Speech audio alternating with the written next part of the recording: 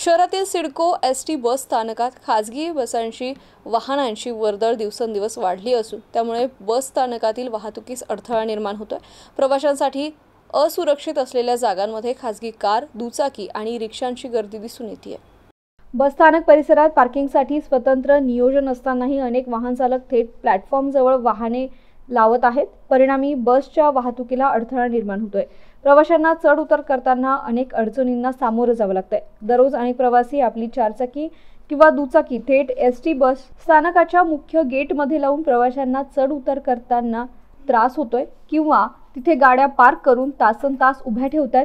त्यामुळे बसच्या हालचालीला अडथळा निर्माण होतोय। काही जण तर पार्किंगसाठी जागा असतानाही रस्त्याच्या मधोमध गाडी लावून निघून जातात।